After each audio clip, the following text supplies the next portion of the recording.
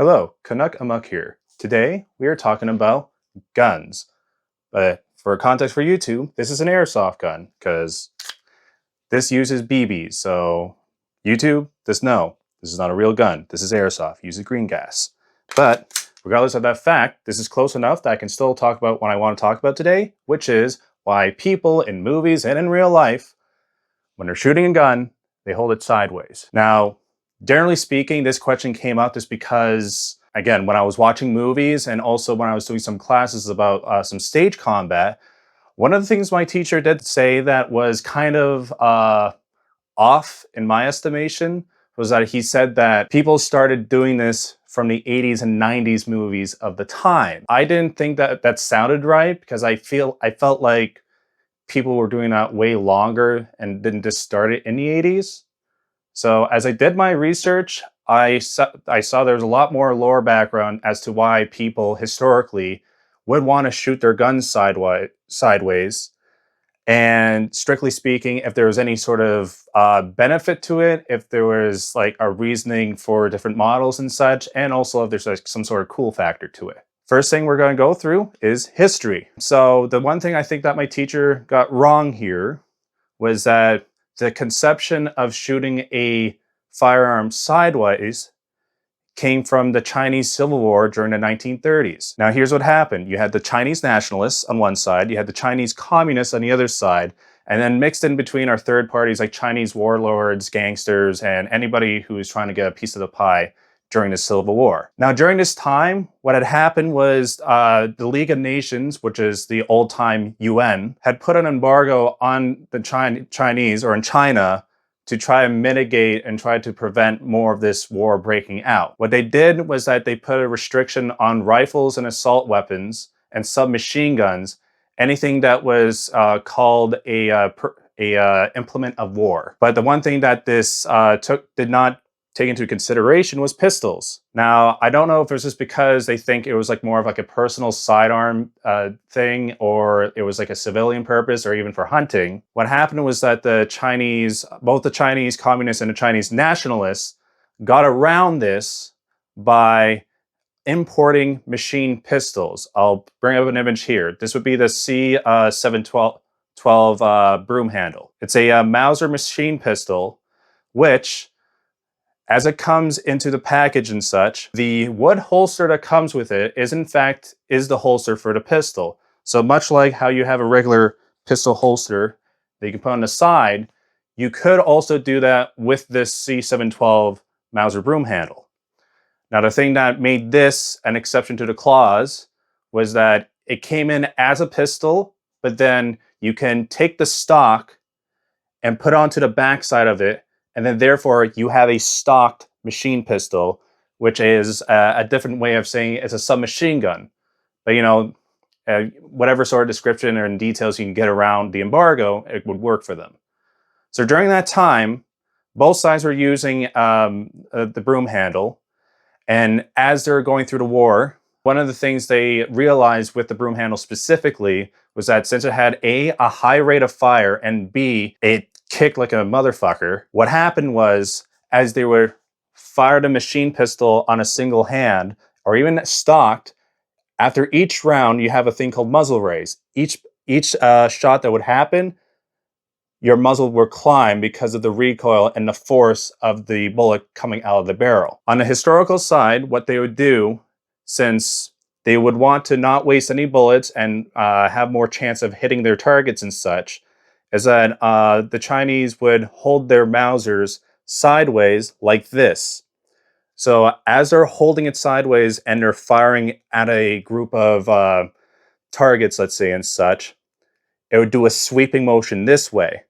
That way, instead of it being fire straight on, and after they hit their first target, goes to the moon, at least if they're firing like this and the muzzle raise goes this way due to the action, you're more liable to actually hit targets than just, missing entirely a whole group of them. That's the historical side of things.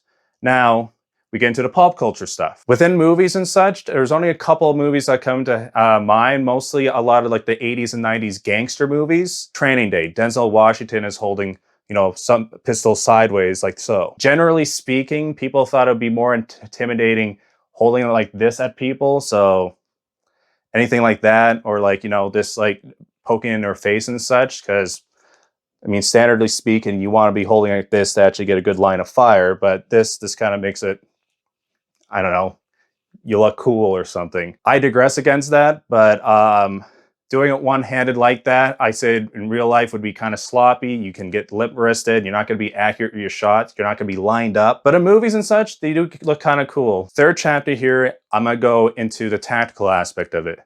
Because again, what I reiterated in the pop culture one is this.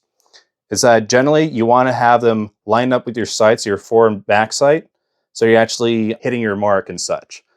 What happens though is like when you start doing this, your sight is off keter. Now you're going to be holding it at a irregular angle, and it's just going to be a very sloppy kind of approach to that. However, if you were to have, say, like a corner, you have a corner of a room and you have to go over to the side and such. When you're doing this and coming over a corner, it could be reasonable that you're overexposing yourself as you're coming around the corner. And instead, what you might want to do is keep it close, and you can actually kind of lean around a corner and keep your body condensed enough away from the shooter or whatever you're doing, for whether it's, again, real life or in a movie, that they're not going to see you as much as compared to you going to full outstretched arm like that and keeping your sights straight.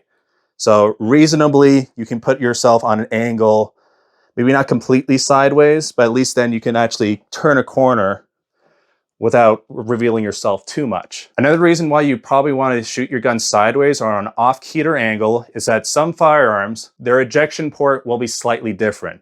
So let's say, for example, you had a standard Glock. Most pistols, in a general sense, will be right ejecting, meaning every time you fire it, the ejected cartridge will fly out to your right. Now, for most right-handed shooters, that is perfectly fine and such. But if you're a left-handed shooter and you're firing on your left-hand side, then you're going to have the chance that the ejected cartridges might hit your hand or just be in the way of your sight and such, since it's going to be more prevalent in your POV. Some of these, don't want that going off, that some of these pistols will also have top ejection ports. So going back to the Mauser broom handle, the Mauser broom handle ejects, the cartridges come straight from the top and fly straight up. Now, it is a little bit weird and such.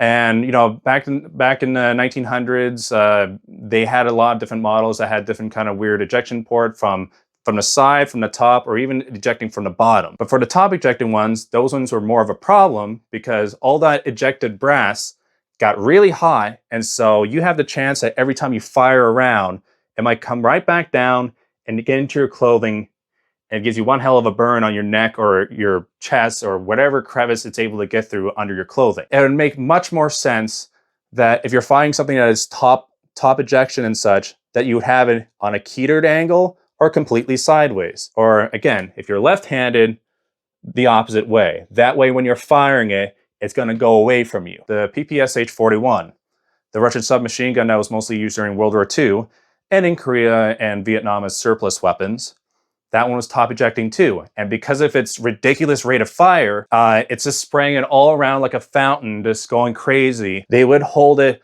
on the side or just holding the drum magazine like that and fire it like that. That way, it's just spraying all in the general vicinity away from them. I think in general, when it comes to people shooting the gun sideways, is that it is generally better just to stick to the standard hold of whether it's a pistol, a submachine gun, a rifle, so on and so forth. There's very few scenarios, I think, that would be applicable when it's like if you're behind cover or concealment and you want to get a better angle on something. And so going on an off-keter angle or completely sideways might be of some benefit for certain situations. But in a general sense, it is just better to stick with the standard kind of carry or the standard kind of hold for pistols like this or any sort of firearm that you use. But generally speaking, that's all I have on this. Obviously, the more videos I do, the better I'll be at in speaking. Less screw ups on speaking, of course, and I'll refine this better and better. But thank you for watching. Hopefully, I'll be putting out a video at least once a week, and we'll see how this goes. But until next time, this is Kanaka Muck. I'll see you next time.